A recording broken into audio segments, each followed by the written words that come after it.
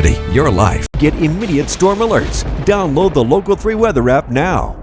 We're going to invite you to a class this morning coming up on February 25th. It's going to hopefully prevent you from falling victim to scams and frauds. It seems like every day there's a new one popping up, and they know that quite well at the Tennessee Valley Federal Credit Union, which is why Tiffany Wolf is here to let us know about that class on the 25th at their Southside location. But she's brought with her Joel Freund, who is 16 years, is that right, with the FBI? Yes. 28 years as a CPA now with HHM CPA'S, and you're going to be kind of the master of the class that day. Do I have that right? Oh, yes.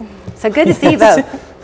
Nice seeing you. I mean, I don't want to get the headline wrong, but I'm pretty sure that in the last couple of weeks, there was a story up on Signal Mountain of a few people who got scammed out of quite a bit of money. It's very prevalent, and people with great intentions who think they know what they're doing, it'll never happen to me, fall victim to it. Joel, is that right? That is absolutely right.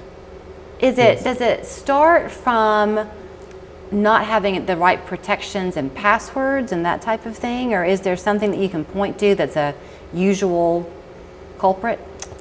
There's a lot of things you can do to prevent scammers from being opportunistic with you and your money.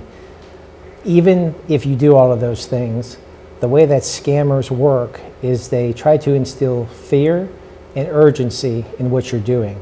And when they have that, somebody who might think rational all the other times, they start thinking irrational. And they start believing what those scammers are telling them. Mm-hmm. And instead of doing the right thing, they do what the scammers are telling them to do. And that is how people, just like these two people up on Signal Mountain, invest in something that is too good to be true, but they thought it was something that, was true, and that's how they lost their money. So very smart people, and they probably would go back and say that they would never do it again. Right. But at that specific moment, they were willing to trust that person on the other end of that phone. We'll get into some more specifics, but I know, Tiffany, at the credit union, y'all are very, very careful.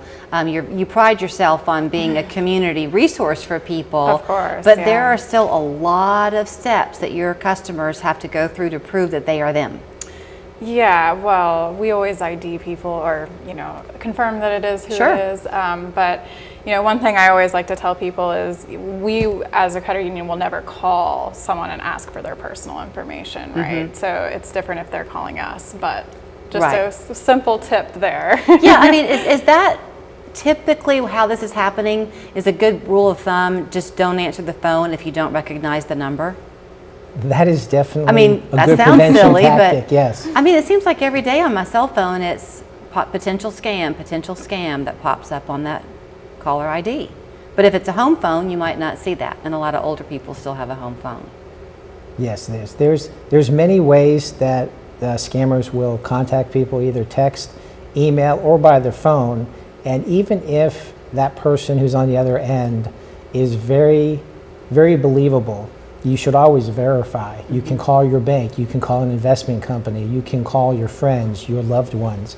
You need to talk about situations before you go ahead and wire money or transfer money or buy gift cards or send cryptocurrency. Is a big one still that your granddaughter is arrested for a DUI and you need to send $10,000 to bail her out of jail? That one was going around for a while, wasn't it? Yes, yeah. Those are called grandparent schemes, and they contact grandparents and strike fear into those grandparents that something bad's going to happen to their grandkids. And they say the only way to prevent that from happening is to send us money immediately. And often they were able to make it sound like the grandchild on the other end of the phone, I guess through AI. Through AI cloning, that is a big thing right now. And all they need is 2 seconds of somebody's voice. And so we have a lot of kids posting stuff on YouTube and Instagram and TikTok. And once they have those 2 seconds, they can do a lot of amazing things with that voice. Really? Yes. So this event on the 25th is for anybody, right? Anybody can be scammed. Yes, everybody. What are you going to be talking about? What's the day going to be structured like? I know it's just for the hour that afternoon, but what are you going to be doing?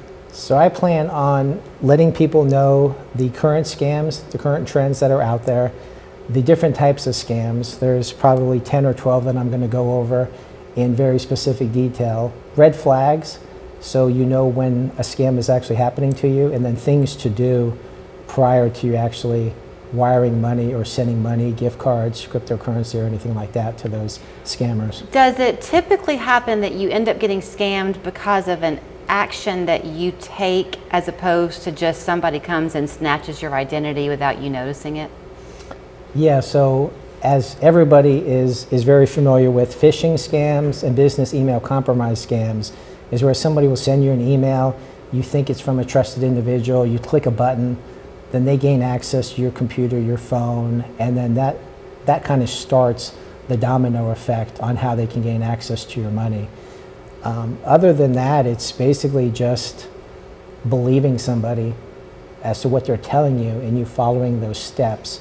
And before you know it, you're giving them your money because they have instilled that trust and confidence in you. I'll toss this back to you, Tiffany, real fast, but as the credit union, it's both to your benefit from just do the right thing by your customers as well as your own self-interest to have as many layers of protection as you possibly can, I'm sure, to keep that money protected for people. Yeah, we always are doing our best. We have a whole department working just to try to help people out. We, do things like this and have all sorts of prevention methods and, Is this an RSVP thing or just show up? Yeah, you can go to tvfcu.com/events and sign up there. We are providing free lunch, so we do want people to sign up. I will tell you this, Joel, when the AI voice grab kind of became a thing that people knew about, my mom, 94, would answer the phone for about 2 weeks straight when we would call her. She has this little voice like mine, and she answered the phone, hello. She had disguised her voice so that people couldn't grab it. We finally said, I think you can stop that now, Mom. But she was determined. Yeah, well, There's your laugh for the day. TVFCU.com is where you can always learn more, but this event is the 25th of February. Their Southside location is over on West 20th Street. And of course, HHM CPA, thank you so much for sharing the expertise with us. thank you for having us. Yeah, thank you. With Armor Exteriors, we may not be pros on the pickleball court, but when it